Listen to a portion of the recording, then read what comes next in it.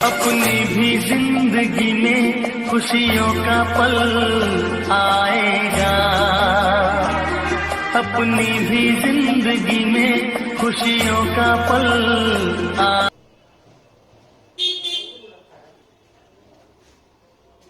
Good morning dear students, आप सभी लोगों का यूनिवर्सल प्लेटफॉर्म ऑनलाइन क्लास में स्वागत है। पिछले वीडियो में हम लोगों ने पर्वत पठार मरुस्थल का जो है क्लासेस स्टार्ट किए थे, उसको देख रहे थे। पर्वत पठार मरुस्थल से रिलेटेड लंबा चौड़ा पेज भरने से अच्छा होगा कि आप selected question, exam based question को समझेंगे, जानेंगे, उसके कॉन्सेप्ट को जानेंगे तो आपके लिए लाभदायक होगा और बेहतर भी होगा। उसी में हमने पर्वत पठार और मरुस्थल के लिए दो पार्ट बनाए।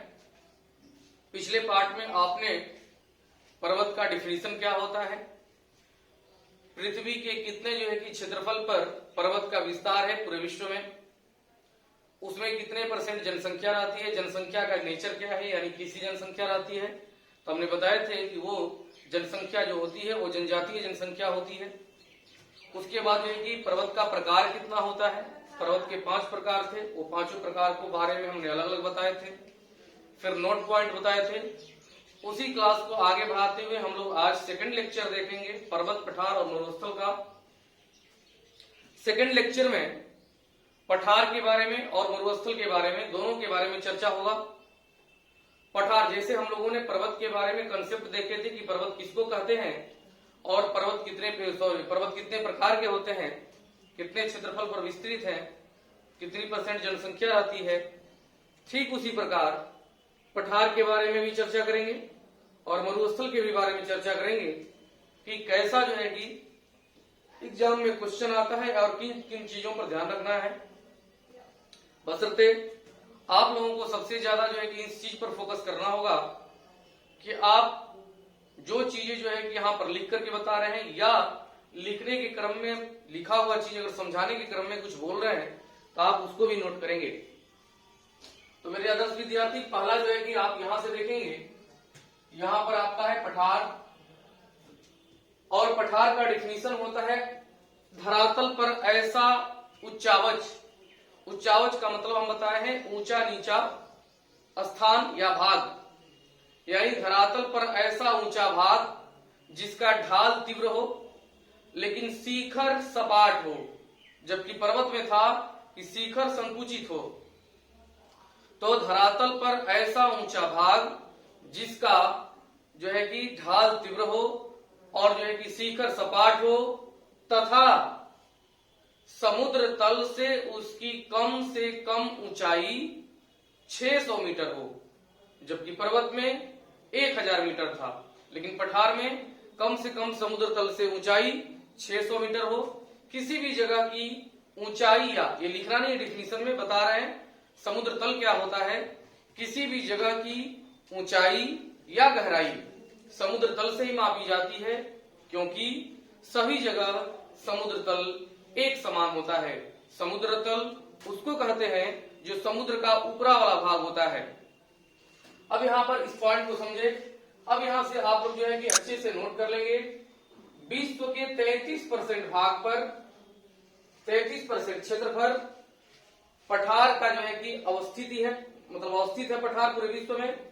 और इस पूरे क्षेत्र में विश्व की लगभग 9% जनसंख्या निवास करती है, और इसमें भी अधिकांशतः यानी 80 से 90% पठार में रहने वाली जो जनसंख्या है वो भी जनजातीय जनसंख्या है, न कि सामान्य लोग जैसे लोग रहते हैं, वो भी जनजातीय जो है कि जनसंख्या ही जनजातीय लोग हैं। उसके बाद जैसे पर्वत अवस्थिति और निर्माण के आधार पर प्रकार था, ठीक उसी प्रकार से हमारी जो है कि पठार में भी वह प्रकार बनेगा, टाइप्स बनेगा। तो अवस्थिति और निर्माण के आधार पर पठार का भी 5 प्रकार होता है। 5 प्रकार में पहला है आपका अंतः पर्वतीय पठार, इसके बारे में हम बताएंगे। दूसरा है आपका गिरिपद पठार, तीसरा है आपका गुंबदाकार पठार, चौथा महाद्वीपीय पठार, और पांचवा ज्वालामुखी पठार। एक एक कर करके हम लोग जो है कि डिफिनीशन भी जानेंगे, उसके बारे में जानेंगे, फिगर के माध्यम से भी समझेंगे। तो समझिए, पहला अंतः पर्वतीय पठार, यहीं से तोड़ दीजिए इसको, यानी ऐसा पठार जो दो पर्वतों के बीच अवस्थित हो, यानी अंतः यानी दो पर्वत के बीच अवस्थित पठार को अंतः पर्वतीय पठार कहते हैं। और इसका जो फिगर होगा वो ये होगा, ये हो गया जो है कि आपका पर्वत, ये हो गया आपका पर्वत, और पर्वत के बीच में जो ये पठार होगा इसी को कहेंगे अंतः पर्वतीय पठार। और आप देखेंगे अंतः पर्वतीय पठार का एग्जाम्पल है तिब्बत का पठार। तिब्बत का पठार जो है ये हो गया आपका तिब्बत का पठार, ये हो गया आपका हिमालय, और ये हो गया आपका चीन में कुनलुन पर्वत। यानी अंतः पर्वतीय पठार का एग्जाम्पल तिब्बत का पठार है, जो क्षेत्रफल के दृष्टि से सबसे बड़ा पठार है पूरे विश्व का, जो हिमालय और कुनलुन पर्वत के बीच अवस्थित है। ये भी कभी कभी एग्जाम में जो है कि पूछ देता है कि तिब्बत का पठार किन दो पर्वतों के बीच अवस्थित है, तो वह हिमालय और कुनलुन पर्वत के बीच अवस्थित है, और इसका एग्जाम्पल है तिब्बत का पठार। उसके बाद दूसरा आपका है गिरिपद पठार। गिरिपद पठार का मतलब समझेंगे, पद मतलब पांव, यानी ऐसा पठार जो पर्वत के ठीक नीचे यानी उसके पर्वत के पांव के पास हो, जिसका फिगर बनेगा आपका ये वाला, यानी ये पर्वत हो गया और ये पठार हो गया, ये कहलाएगा गिरिपद पठार। यानी पर्वत के पांव के पास जो पठार अवस्थित होगा उसको हम लोग कहेंगे गिरिपद पठार, जो रूस और अमेरिका वाला क्षेत्र में अलास्का का पठार गिरिपद पठार का सबसे सुटेबल एग्जाम्पल है। इसलिए एक बात ध्यान रखिएगा आप लोग, हमने बोले हैं अपने जो है कि थॉट्स में exam based, concept based and short notes. आप यहाँ पर देख रहे होंगे कि हर चीजों को, कंसेप्ट को हम ये समझा करके बता रहे हैं। और पठार तो सबको याद रहता है कि 2, 4, 5, 10, 20, 50 जो है कि पठार याद कर लेंगे वो कहाँ है, लेकिन अगर टाइप्स पूछ देगा कि वो किस टाइप्स का पठार है, यह जो है कि पीसीएस के एग्जाम के लिए, स्टेट पीसीएस के एग्जाम के लिए काफी जो है कि आपके वो फायदेमंद होगा।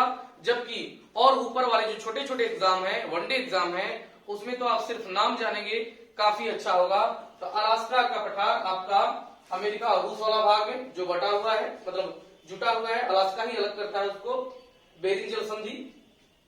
तो ये हो गया गिरिपद पठार। अब यहाँ पर जरा सा आ जाएंगे गुंबदाकार पठार में।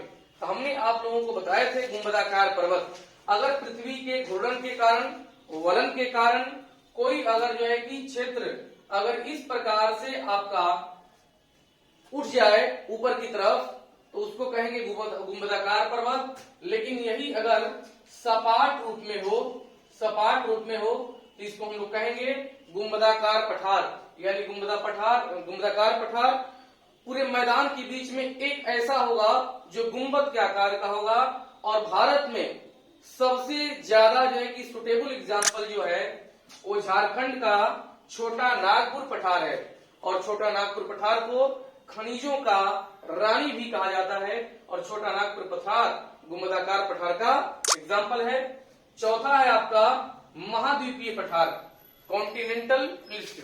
आप यहाँ पर समझेंगे महाद्वीपीय पठार किसको कहते हैं, अर्थात जिस देश में जो है कि सबसे ज्यादा, अगर जो है कि देश में या जो है कि महादेश में अधिकांश अगर क्षेत्र पठारी भाग होंगे तो उसको महाद्वीपीय पठार कहेंगे। जैसे महादेश का सबसे अच्छा एग्जाम्पल होगा अफ्रीका महादेश। अफ्रीका महादेश को पठारों का देश कहते हैं और वहां पर सबसे अधिक पठार है, इसलिए उसको महाद्वीपीय पठार के रूप में सबसे बेहतरीन एग्जाम्पल होता है उसका। लेकिन अगर देश के तौर पर कहेंगे तो भारत का जो ये दक्षिण भाग है, फिगर में देखेंगे, ये दक्षिण भाग ये लगभग जो है कि पठारी क्षेत्र है, इसलिए इसका सबसे अच्छा एग्जाम्पल देश में प्रायद्वीपीय भारत का पठार और ब्राजील का पठार, यानी देश के ही नाम पर होता है, ग्रीनलैंड का पठार, अरब का जो है कि पठार, ये सारे पठार जो हैं वो महाद्वीपीय पठार के एग्जाम्पल हैं। उसके बाद 5वां नंबर, ये भी काफी इजी है, ज्वालामुखी पठार।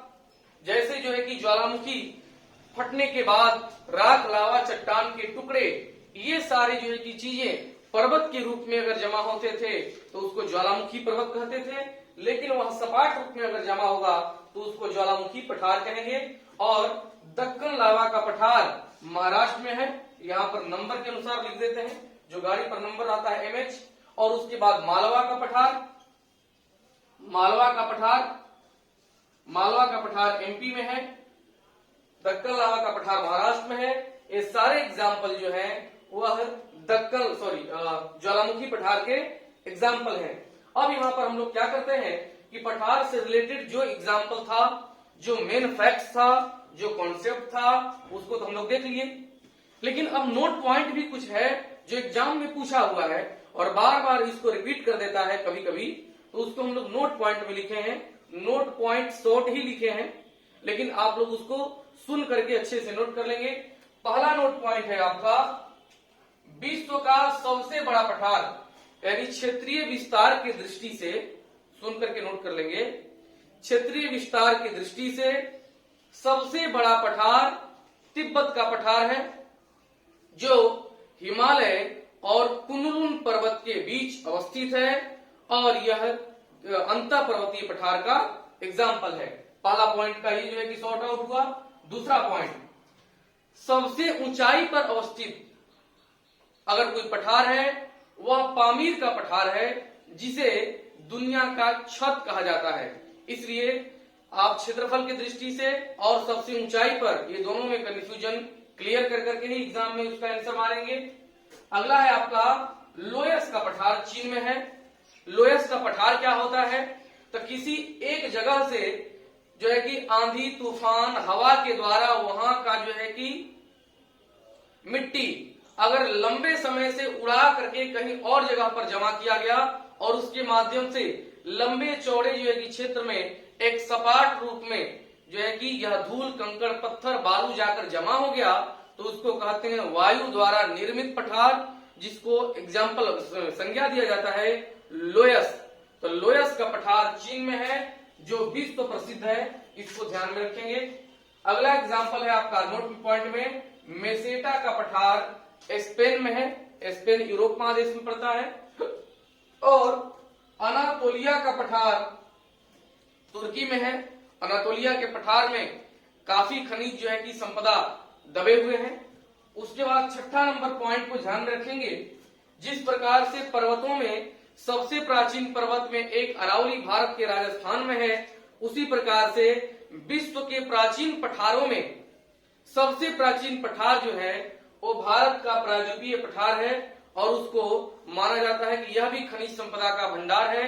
आप समझ सकते हैं कर्नाटक में, आंध्र प्रदेश में, तेलंगाना में, तमिलनाडु में, महाराष्ट्र में, ये सारे जो कि क्षेत्रों में जितने भी पठार हैं, यानी ध्यान रखना है कि खनिज संपदा पर्वत और पठार में दोनों में अगर कंपैरिजन किया जाए तो सबसे अधिक पठार में पाया जाता है। तो ये था आप लोगों का भारत का प्रायद्वीपीय पठार, प्राचीन पठार का उदाहरण। ये आपका पठार का मेन फैक्ट था, और मुझे उम्मीद है कि आप और इसको अच्छे से समझे होंगे। इसको अच्छे से जब जाने होंगे तो जो है कि आप एग्जाम में जाकर के पठार से रिलेटेड अगर क्वेश्चन होगा तो आप जरूर बनाएंगे। इसी जो है कि वीडियो में आप अगले स्लाइड में देखेंगे मरुस्थल के बारे में, और मरुस्थल में भी हम लोग वही जो है कि चीज करेंगे जो करते आ रहे हैं, अर्थात concept, exam based and short notes.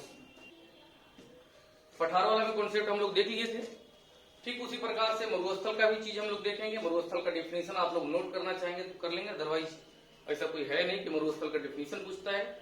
वैसे भी एग्जाम में नहीं पूछता है, लेकिन आसपास के लोग पूछ देते हैं जो काफी पढ़े लिखे लोग होते हैं। तो मरुस्थल का डेफिनेशन है कि गर्मी या ठंडी के कारण, ऐसा नहीं कि गर्मी के कारण, गर्मी या ठंडी के कारण जब कोई भूमि बंजर पड़ जाती है तो उसको मरुस्थल कहते हैं, रेगिस्तान कहते हैं, या इंग्लिश में उसी को डिजर्ट कहते हैं।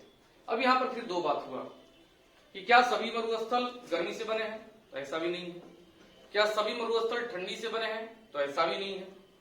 तो गर्मी से बने मरुस्थल को उष्ण मरुस्थल, जबकि ठंडी से बने मरुस्थल को शीत मरुस्थल कहा जाता है। जैसे एग्जाम्पल के तौर पर, अगर जहां पर जो है कि ठंडी जलधारा चलेगी, वाष्पीकरण नहीं होगा, वाष्पीकरण नहीं होगा तो बारिश नहीं होगी, बारिश नहीं होगी तो जो है कि वह भूमि बंजर पड़ ही जाएगा, जिसके कारण रेगिस्तानी क्षेत्र जो है कि विकसित हो जाता है। एनीवे, यहाँ पर जो है कि फिर अपने जो है कि कॉन्सेप्ट को आगे बढ़ाते हुए पहले हम लोग मरुस्थल के बारे में जानेंगे। मरुस्थल का जो इंपोर्टेंट पॉइंट है उसको यहाँ पर नोट में हम लोग देखेंगे, और इसके साथ साथ जो मरुस्थल हम लिखे हैं, काफी मरुस्थल और भी हैं, लेकिन जितने एग्जाम में पूछे हुए, क्योंकि कोई भी जो सब्जेक्ट या चैप्टर पर हमने चर्चा करते हैं तो पिछले 10 से 12 साल का क्वेश्चन का नेचर हम देख लेते हैं, और अगले 2 साल तक किस टाइप से क्वेश्चन पूछा जा सकता है उसको भी हम लोग सोचते हैं कि आपको रिलेट कर दिया जाए। तो यहाँ पर विश्व के प्रमुख मरुस्थल में सबसे जो बड़ा मरुस्थल है उसका नाम है सहारा। मरुस्थल में जगह जानने से पहले देख लेंगे, इधर वाला जो क्षेत्र है वो मरुस्थल का नाम है, इधर वाला जो है वो क्षेत्र है, यानी वो मरुस्थल कहाँ अवस्थित है, तथा ये वाला क्षेत्रफल है कि उस मरुस्थल का क्षेत्रफल कितना है।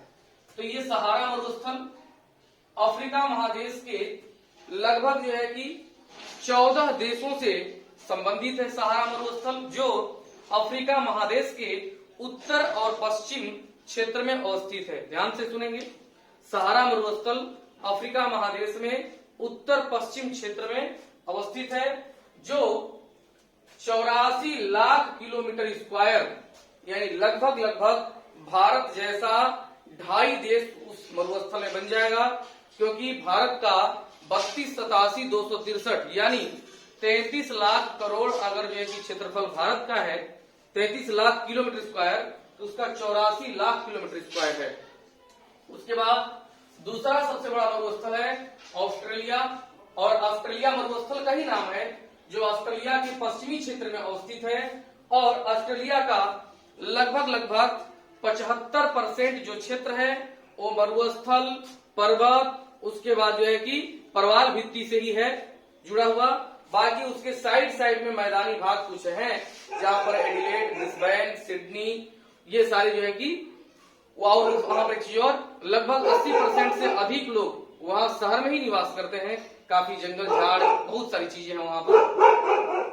यहाँ पर ऑस्ट्रेलिया, पश्चिम ऑस्ट्रेलिया में अवस्थित, उसकी जो है कि कुल क्षेत्रफल 15,50,000 किलोमीटर स्क्वायर है।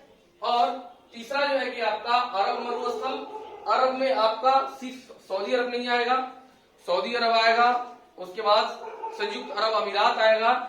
ये सारे जो है कि जो मरुस्थल आएंगे वो अरब मरुस्थल के अंतर्गत आएंगे, जो अरब जो है कि क्षेत्र में अवस्थित है। 13 लाख किलोमीटर इसका क्षेत्रफल है। चौथा गोबी मरुस्थल, गोबी मरुस्थल चीन और मंगोलिया वाले क्षेत्र में अवस्थित है, जो एशिया का सबसे बड़ा, ध्यान रखेंगे वैसे यहाँ पर नोट में भी हम लिख दिए हैं, एशिया का सबसे बड़ा शीत मरुस्थल गोबी मरुस्थल है, और 10,40,000 किलोमीटर स्क्वायर इसका कुल क्षेत्रफल है। उसके बाद कालाहारी मरुस्थल, कालाहारी मरुस्थल अफ्रीका महादेश में, दक्षिण अमेरिका महादेश में बोत्सवाना में, अफ्रीका महादेश, यहां ध्यान रखेंगे, लिम्पोपो नदी इसी मरुस्थल में बहती है। कई बार एग्जाम में पूछा हुआ ये बात कि लिम्पोपो नदी किस रेखा को 2 बार काटती है, तो लिम्पोपो नदी मकर रेखा को 2 बार काटती है, और कालाहारी मरुस्थल में बोत्सवाना में चलती है। 5,20,000 किलोमीटर स्क्वायर इसका जो है कि कुल क्षेत्रफल है। अगला है आपका तकलामकन, तकलामकन जो है कि चीन में पड़ता है। 3,20,000 किलोमीटर स्क्वायर इसका कुल क्षेत्रफल है। क्षेत्रफल याद रखने की कोई जरूरत नहीं है, ऐसे हम जो है कि जनरली लिख दिए हैं क्षेत्रफल का नाम, हालांकि ऊपर से बस 3-4 मरुस्थल को क्षेत्रफल के आधार पर आप देख लेंगे। 7वां जो नंबर है उसको इंपोर्टेंट पॉइंट में थार मरुस्थल, पहले तो अपने भारत से जुड़ा हुआ है, भारत और पाकिस्तान क्षेत्र में, गुजरात राजस्थान क्षेत्र में 2,60,000 किलोमीटर स्क्वायर इसका क्षेत्रफल जरूर याद रख लीजिएगा। और सबसे इंपॉर्टेंट पॉइंट थार मरुस्थल में यह है कि विश्व में सबसे अधिक जनसंख्या अगर कहीं मरुस्थल में निवास करता है तो थार मरुस्थल में निवास करता है, क्योंकि यह जो क्षेत्र है वो लगभग आम जनता के लिए, आम नागरिक के लिए सुटेबल होता है। मुझे पता है और आपको भी पता है कि पानी की वहां दिक्कत होती है, लेकिन वहां पर पशुपालन में ऊंट का पालन, कहीं कहीं सब्जी का पालन, उसके बाद जो है कि शहर का थोड़ा नजदीक होना, उसके बाद लगभग मैदानी भाग होना, ज्यादा से ज्यादा हवा आंधी तूफान नहीं चलना, इसलिए ज्यादा से ज्यादा लोग वहां पर रहना पसंद करते हैं। इसलिए आप याद रखेंगे सबसे ज्यादा लोग थार मरुस्थल में रहते हैं जो भारत और पाकिस्तान में है। अगला आटाकामा मरुस्थल। आटाकामा मरुस्थल आपका दक्षिण अमेरिका के चिली में है। अगला आपका मोजावे। मोजावे मरुस्थल कैलिफोर्निया में है। ये मरुस्थल से रिलेटेड कुछ बातें आपको बताए, लेकिन नोट पॉइंट में देखेंगे बड़ा अच्छा पॉइंट है। यूरोप महादेश में एक भी मरुस्थल नहीं है, सिंपल दिमाग में रख लेंगे।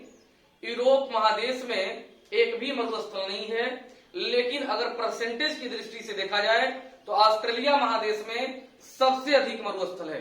आप ध्यान रखेंगे बात को।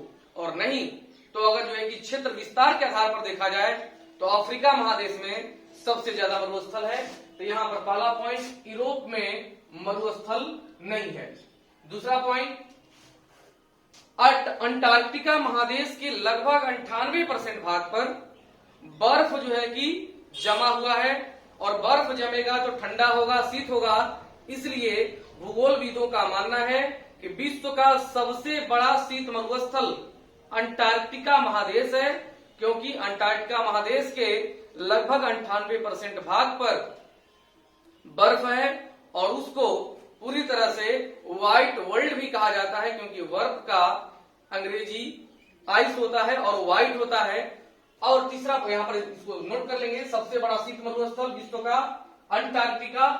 तीसरा पॉइंट बहुत इंपोर्टेंट, बहुत बार रिपीट कर देता है इसको, एशिया का सबसे बड़ा शीत मरुस्थल गोबी है, जो अभी हम बताए आपको चीन और मंगोलिया के क्षेत्र में अवस्थित है। उसके बाद चौथा पॉइंट, सबसे अधिक जनसंख्या थार मरुस्थल में रहता है, इसका भी हमने चर्चा की है। उसके बाद पांचवा पॉइंट जनरली किताब वगैरह में कम ही मिलेगा, लेकिन आपको बता देते हैं विश्व में अधिकांश मरुस्थल जो है वो 15 से लेकर के 30 डिग्री अक्षांश के बीच, यानी उत्तरी गोलार्ध और दक्षिणी गोलार्ध दोनों में मिलता है, क्योंकि इन क्षेत्रों में ठंडी जलधारा का गमन आवागमन ज्यादा होता है, और ठंडी जलधारा जब चलेगा वर्षा नहीं होगी तो भूमि बंजर पड़ेगी, और भूमि बंजर पड़ेगी तो उसी को मरुस्थल कहेंगे। मेरे सभी आदर्श विद्यार्थी, आज हम लोगों ने वर्ल्ड ज्योग्राफी को स्टार्टिंग से शुरू करते हुए बिना किसी व्यवसायिक दृष्टिकोण से एकदम free of cost day by day systematic way में और अच्छे तरीके से आपके सामने वीडियोस को जो है कि प्रेजेंट किया गया। अगर आप इसको नोट करके प्रैक्टिस कर करके टेस्ट दे करके तैयार रखेंगे तो मुझे लग रहा है, क्योंकि 100% तो हम दावा नहीं करते हैं, लेकिन मुझे पता है कि अधिकांश आपके एग्जाम में क्वेश्चन बन जाएंगे, ऐसा मुझे उम्मीद भी है। दूसरी बात है कि आप लोगों को बोला गया था कि आप ज्यादा से ज्यादा जो है कि चैनल को सब्सक्राइब करें, ताकि हम लोग अच्छे ढंग से जो है कि लाइव क्लास में भी आ सकें। इसलिए यूनिवर्सल प्लेटफॉर्म ऑनलाइन को आप शेयर करें, सब्सक्राइब करें, और ऐसे जो है कि उसको बेल आइकन दबाएंगे तो आपको सारा वीडियो का नोटिफिकेशन मिलता रहेगा और आपका घर बैठे पढ़ाई चलती रहेगी। सुखद बात यह है कि 10 दिन के लॉकडाउन में बिहार में केसेस कम हुए हैं। पिछले 10 दिन में यानी 5 मई से लेकर के और 14 मई के बीच लगभग जो है कि 50% केसेस कम हो गए हैं। अगर ऐसा ही डाटा अच्छा रहा, नियत अच्छी रही तथा सरकार का नीति अच्छा रहा तो बहुत जल्द हम लोग ऑफलाइन मिलेंगे, और उस दिन का इंतजार मुझे रहता है जिस दिन अनाउंस गवर्नमेंट करती है कि कोचिंग संस्थान कॉलेज खुले और सब लोग अपना पढ़ाई कर सकता है। उम्मीद है अगर सब कुछ अच्छा रहा ईश्वर की कृपा रहा और बिहार के सभी लोग अपने रिस्पॉन्सिबिलिटी को समझ करके जागरूक रहेंगे तो मुझे लग रहा है कि कोरोना जैसे महामारी को हम लोग हराएंगे। उसके बाद आपके नजदीकी जो है कि हेल्थ सेंटर पर अगर वैक्सीनेशन हो रहा है तो आप जल्दी से जल्दी वैक्सीन ले लें, ताकि आने वाले दिनों में अगर जो है कि तीसरी लहर भी आए तो हम लोग सुरक्षित रहें। बाकी आप लोग समझदार हैं, खुश रहें, स्वस्थ रहें, बाहर जाएं, मास्क लगाएं, हाथ धोकर सारा काम करें। धन्यवाद।